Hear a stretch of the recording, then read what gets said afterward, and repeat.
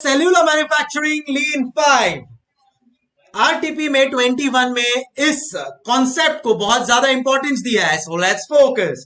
मैंने आपको already machine sales के टाइम पे समझाया था कि देयर आर समझो 3 मशीन। अगर वो 3 मशीन का कोऑर्डिनेशन नहीं होता है तो डब्ल्यूआईपी क्रिएट होते जाता है।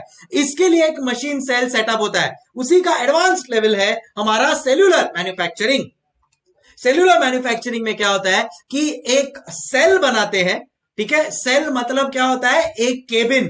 वो केबिन में एक मैक्सिमम 2 आपके लेबरर्स होंगे। वो labourers will be responsible for making the whole product. इसको और प्यार से कहते हैं कंटिन्यूअस फ्लो ऑफ प्रोडक्शन या one flow of production. One flow of production क्यों बोलते हैं, क्योंकि एक बार में एक यूनिट बनता है, because the machines are small. So कैसा एक आपका आउटपुट रहता है पता है क्या, कैसा इसका लेआउट रहता है। So it is similar to your आपका मशीन सेल्स वाला लेआउट। सो क्या आप ये लेआउट को देख पा रहे हो, इधर देखो, ये जो लेआउट को आप देख पा रहे हो ना, ये लेआउट के जैसा कुछ होता है आपका, जो मैंने इधर हाईलाइट किया हुआ है। This is the kind of layout of cellular manufacturing. यहां पे एक आपका पर्सन रहेगा एंड ये person will operate all of these machines. वहां से आपका आउटपुट आएगा। तो जैसा मैंने बोला था, ट्रेडिशनल मैन्युफैक्चरिंग एक ही से कटिंग डिपार्टमेंट पूरा, ड्रिलिंग डिपार्टमेंट पूरा, असेंबली डिपार्टमेंट। सेल्यूलर मैन्युफैक्चरिंग में ऐसा नहीं है, यही छोटी छोटी मशीन्स कटिंग, ड्रिलिंग, असेंबलिंग करेंगी। यहां पे एक वर्कर होगा जो इसके लिए रिस्पॉन्सिबल होगा एंड फाइनल आउटपुट वहां से अपने को मिल जाएगा। समझ गए? चलो, सो वो पार्ट अपना ऑलरेडी अपन समझ चुके हैं। Let's take things forward. ठीक है, सो इक्विपमेंट्स या इसको बोलते हैं वर्क स्टेशन होते हैं छोटे छोटे। वो वर्क स्टेशन पे एक एक पे वो जाता है और एक एक वर्क स्टेशन पे जाके प्रोडक्शन करता है। सो कम यहां पे देखना, equipments and work station are arrange to facilitate small lots and continuous flow of production. So क्या करेगा, एक रॉ मटेरियल लेगा, कटिंग वाले मशीन में डालेगा, वहां से आउटपुट आएगा, चेक कर लेगा बराबर है कि नहीं, ड्रिलिंग में डालेगा, तब तक पीछे से वापस कटिंग में एक डाल देगा, आउटपुट आएगा, ड्रिलिंग से आगे आउटपुट, चलो भाई अभी असेंबलिंग में डाल दिया।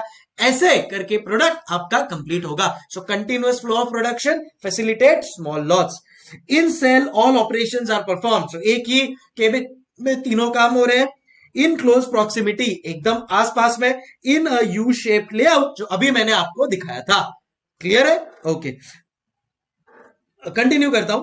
सेल्यूलर मैन्युफैक्चरिंग क्या होता है, group together according to families of parts produced and provides distinctive advantage in that material flow is improved. So अभी आपका बिकॉज यू शेप में रखा हुआ है, सो फटाफट जो भी आपके पास मटीरियल है क्विकली आपने मशीन में डाला, सेकंड आ गया, उसका फर्स्ट का आउटपुट, सेकंड का इनपुट, सेकंड का आउटपुट, थर्ड का इनपुट बनेगा। Smooth flow of production reduces distance traveled for obvious reasons and increases overall lead time. So overall आपका जो ये lead time, मैं इसको बोलूंगा यहाँ पे more of overall completion time.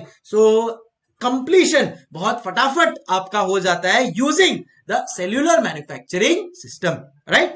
Okay, workers from different departments are co-located in a cell. Say अब से आपको एक प्रोडक्ट बनाना है, तो आपका एक प्रोडक्ट के लिए आपको एक केबिन दे देंगे, दूसरा कोई प्रोडक्ट है उसके लिए दूसरा एक वर्कर को दूसरा केबिन दे देंगे। सो इससे क्या होता है, increase work flow, reduce response time and break down barrier. So अलग अलग जो भी वर्कर्स है वो पूरा का पूरा प्रोडक्ट ही बना के देंगे। अदरवाइज पहले क्या होता था, कटिंग डिपार्टमेंट वाला कटिंग का ही काम कर रहा है, ड्रिलिंग डिपार्टमेंट वाला खाली ड्रिलिंग का काम कर रहा है। यहां पे वर्क फ्लो इंक्रीज हो जाएगा बिकॉज आप पूरा का पूरा प्रोडक्ट बनाओगे।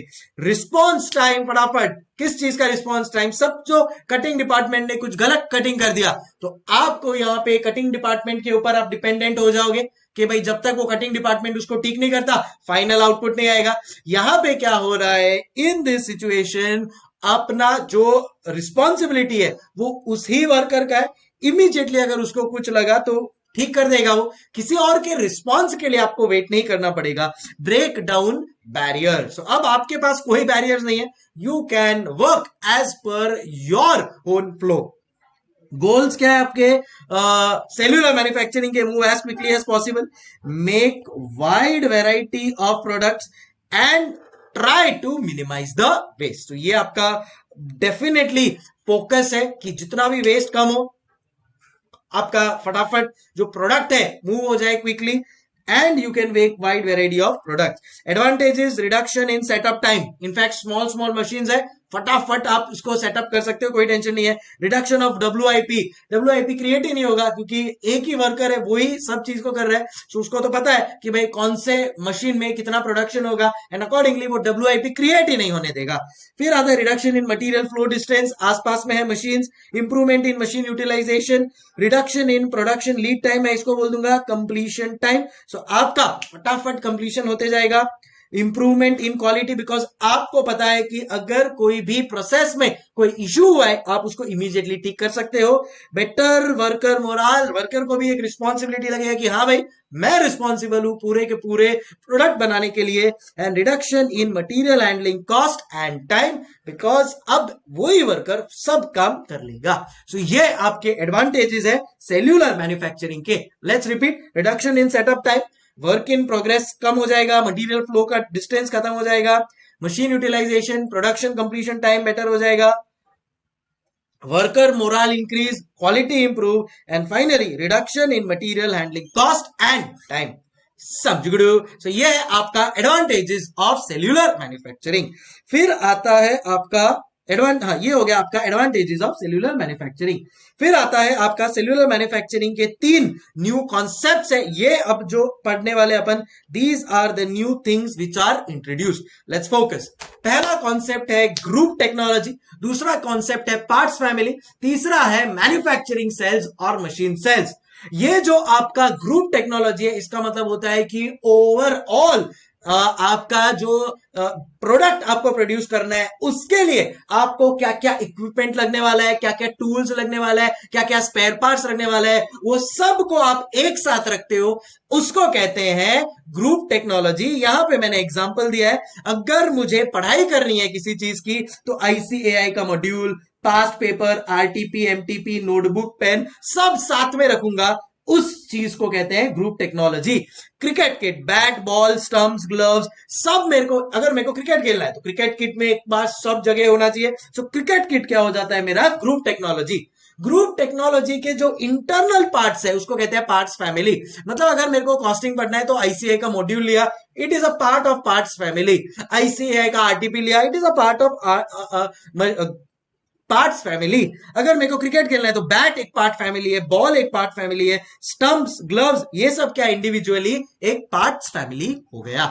समझे? आपको फिर भी एकदम डिटेल में समझना है. तो यहां पे आपको एक बारकोड मिलेगा, खाली वो स्कैन करना. 3 आवर्स का पूरा वीडियो है exclusively cellular manufacturing and rank order clustering algorithm के ऊपर.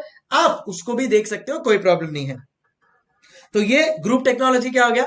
जितना भी प्रोडक्शन से रिलेटेड चीजें है मेरा, सब एक मेरे केबिन में आ जाएगा. मैं बोलूंगा group technology. Individual parts in that is called as parts family. So manufacturing technique in which parts having similarity, manufacturing process and function are manufactured in one location. एक जगह पे सब मिल जाएगा. Parts family, all individual parts of group technology, all individual parts of group technology. और फिर आता है आपका मशीन सेल्स. मतलब कौन सी मशीन साथ में रखनी है, मशीन 1, फिर मशीन 2, फिर मशीन 3, फिर मशीन 4. तो एक केबिन में कौन सी मशीन साथ में रखनी है सो दैट मेरा प्रोडक्शन कंप्लीट हो पाए properly and with smooth flow, उसको अपन कहेंगे मशीन सेल्स या मैन्युफैक्चरिंग सेल्स. ये जो मशीन सेल्स है इसको और पार्ट्स में डिवाइड किया. सबसे पहला है सिंगल मशीन सेल. इसका मतलब खाली एक मशीन है, एक मशीन से आपको प्रोडक्शन करना है, उससे रिलेटेड जो भी टूल्स है आसपास में रख लो. सो 1 मैन 1 मशीन, जो भी टूल्स है आसपास में रख लिया, प्रोडक्शन हो गया, बिंगो. उसके नीचे आता है ग्रुप मशीन. अगर ग्रुप मशीन है, फॉर एग्जांपल मशीन 1 है, मशीन 2 है, मशीन 3 है, ये मशीन 1 2 3 में अगर मेरे को पर्सनल लेवल पे, मतलब मेरे को मैकेनिकली, समझो मशीन 1 ने कटिंग करके दिया, फिर मेरे को मैकेनिकली लेके जाना पड़ रहा है मशीन 2 के पास ड्रिलिंग के लिए, फिर ड्रिलिंग डिपार्टमेंट से ड्रिलिंग हो गया, फिर मेरे को बोलते ना फिजिकली लेके जाना पड़ रहा है असेंबली मशीन के पास, इसको कहते हैं group machine with manual handling.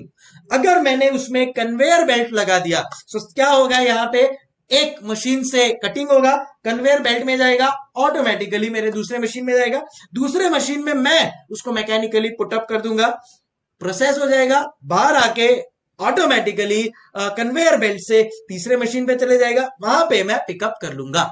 अगर और तो इसको कहते हैं group machine cell with semi integrated, मतलब थोड़ा ऑटोमेटिक हो रहा है, थोड़ा मुझे प्रोसेस में डालना पड़ रहा है, थोड़ा ऑटोमेटिक हो रहा है, थोड़ा मुझे प्रोसेस में डालना पड़ रहा है, समझ रहे हो। और लास्ट होता है ग्रुप मशीन सेल, वहां पे फ्लेक्सिबल मैन्युफैक्चरिंग सिस्टम, मतलब आपको खाली फर्स्ट मशीन में डालना है, ऑटोमेटिकली कन्वेयर बेल्ट से जाएगा आगे, सेकंड मशीन में ऑटोमेटिकली प्रोसेस हो जाएगा खुद ही, थर्ड मशीन में जाएगा ऑटोमेटिकली प्रोसेस हो जाएगा, सीधा आपको मिलेगा फिनिश प्रोडक्ट। इसको कहते हैं flexible manufacturing system, everything will be automated. So ये जो मैनुअल हैंडलिंग वाला है वो यूजुअली यू शेप्ड शेल रहता है, और बाकी जो मेरे हैं वो इन लाइन लेआउट या लूप लेआउट के फॉर्म में रहते हैं। सो आई होप आप लोगों को क्लियर हो गया होगा। सो क्या बोला, group machine with manual handling, पूरा खुद लेके जाना पड़ रहा है, group machine with semi integrated handling and flexible manufacturing system, everything is automatic. एक समझ गए। सो ये है आपका ओवरऑल सेल्यूलर मैन्युफैक्चरिंग का कॉन्सेप्ट। फिर आता है last concept of cellular manufacturing, जिसमें है अपना पार्ट फैमिली ग्रुपिंग। तो जो भी मशीन से रिलेटेड जो भी समझो 4 मशीन है, अपना ग्रुप मशीन सेल है तो उसमें 4 मशीन होगा, जो भी उसके स्पेयर पार्ट्स प्रोडक्ट्स आसपास रखने चाहिए अपने को, मशीन को उस हिसाब से सेट करना चाहिए कि सिमिलैरिटी मशीन साथ में हो, so that production becomes easier. Form part families with machine simultaneously. So in short, जो आप मशीन सेल बनाओगे, सिमिलर मशीन्स को रखो, उससे रिलेटेड जो पार्ट्स टूल्स पेयर्स है वो भी साथ में रखो, so that production becomes very smooth, clear. और इसी चीज को कहते हैं, यही कॉन्सेप्ट को डिराइव करने को कहते हैं रैंक ऑर्डर क्लस्टरिंग एल्गोरिदम। मतलब मैं आपको समझाता हूं कि अगर समझो मेरे फैक्ट्री में बहुत सारी मशीन्स है और मुझे बहुत सारे प्रोडक्ट्स बनाने हैं, तो कौन से प्रोडक्ट के लिए कौन सी मशीन मैं साथ में रखूंगा so that production flow become smooth and easy, उस चीज को फाइंड करने के लिए यूज करते हैं अपन रैंक ऑर्डर क्लस्टरिंग एल्गोरिदम। अगर इसका डिटेल्ड मेरे सम का वीडियो देखना है, प्लीज आप मेरे यूट्यूब चैनल पे जाइए, बारकोड मैंने यहां पे दे दिया है, स्कैन कीजिए, you will get the lecture and you can easily watch it. वापस से मैं आपको बोल रहा हूं, रैंक ऑर्डर क्लस्टरिंग एल्गोरिथम क्या है, मेरे को प्रोडक्ट्स बनाने के लिए मेरे पास बहुत सारे मशीन्स है, तो कौन से एक केबिन में कौन से मशीन को मैं प्लेस करूं so that production becomes very smoother and easier, उस कॉन्सेप्ट को डिराइव करने के लिए यूज होता है रैंक ऑर्डर क्लस्टरिंग एल्गोरिथम। समझ गए। सो भाई, रैंक ऑर्डर क्लस्टरिंग एल्गोरिथम से मुझे पता चल जाएगा कि हाँ, ये मशीन्स को साथ में रखना चाहिए सो दैट ये प्रोडक्ट इजीली बन जाएगा। डन। तो ये इसके एडवांटेजेस क्या है, मटेरियल फ्लो बराबर होता है, किसके, रोका के एडवांटेजेस, मशीन यूटिलाइजेशन हो जाता है, स्पेस यूटिलाइजेशन, बिकॉज आपको पता है कि कौन सा मशीन सबसे बेस्ट है, रोका आपको वही तो फाइंड करके दे रहा है। प्रोडक्टिविटी इंप्रूव होगा, स्टैंडर्डाइजेशन, जो भी कंपोनेंट स्टैंडर्डाइज्ड है साथ में रहेंगे, एम्प्लॉय मोरल बढ़ेगा, क्वालिटी इंप्रूव होगा। डिसएडवांटेज क्या है, आपको बहुत प्लानिंग करना पड़ेगा, क्योंकि भाई कौन सा मशीन कहाँ आए, पेपर वर्क सॉल्व करना पड़ेगा ना कि कौन सा एल्गोरिदम में क्या बैठेगा, setup time, down time. Setup time मतलब बेसिकली आई थिंक एक वन टाइम आपको जब फर्स्ट टाइम सेटअप करना है तब वो टाइम लगेगा। Work movement, work WIP, material handling cost बढ़ सकता है आपका थोड़ा, direct indirect lab costing cost can increase. अगर कभी कभार क्या हो जाता है, एक ही मशीन 2 प्रोडक्ट के लिए यूज होता है, सो आपको इन दैट टाइम थोड़ा सा मटेरियल हैंडलिंग कॉस्ट लग सकता है कि भाई एक मेरा मशीन में प्रोडक्ट बना, फिर दूसरा मेरे को प्रोडक्ट वही मशीन में अगर बनाना है, देन इन दैट केस थोड़ा उसके लिए मेरे को मटेरियल हैंडलिंग करना पड़ सकता है। Are we clear everybody? So ये हो गया आपका cellular manufacturing.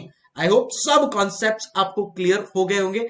U shape, systematic arrangement, जो आपको एग्जाम में आता है तो क्या लिखना है, facilitate small lots, continuous flow of production, और क्या अरेंज कर रहे हैं अपन लोग, we are arranging equipments and workstations are arranged so that small lots facilitation हो जाए and continuous flow of production हो जाए।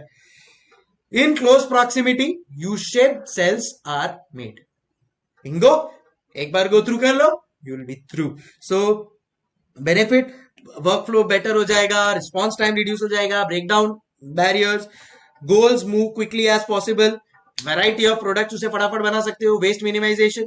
सेल्यूलर मैन्युफैक्चरिंग के कुछ एडवांटेजेस है, setup time reduce, work in progress reduce, material flow distance reduce, machine utilise better हो जाएगा, quality अच्छा हो जाएगा, worker morale will definitely increase. फिर आया अपना सेल्युलर मैन्युफैक्चरिंग। रोका के लिए 3 कॉन्सेप्ट पता होना जरूरी है। क्या? ग्रुप टेक्नोलॉजी, ओवरऑल क्या क्या चाहिए सब, पार्ट्स फैमिलीज, ग्रुप टेक्नोलॉजी के इंडिविजुअल एस्पेक्ट को कहते हैं part families. Finally machine cells, जो मेरे को केबिन सेटअप करना है वो मेरा मशीन सेल हो गया, राइट। फिर टाइप्स ऑफ मशीन सेल्स, ये आप लोगों को प्रॉपर्ली आई एम श्योर समझ गया होगा, आप लोग एक बार रीड कर सकते हो। फिर अपन लोग ने रोका का कॉन्सेप्ट डिराइव किया कि भाई कौन सी चीजें क्या बेटर वे में रखेंगे तो अच्छा होगा अपने लिए, उसका advantages disadvantages, and lean fight done and tested.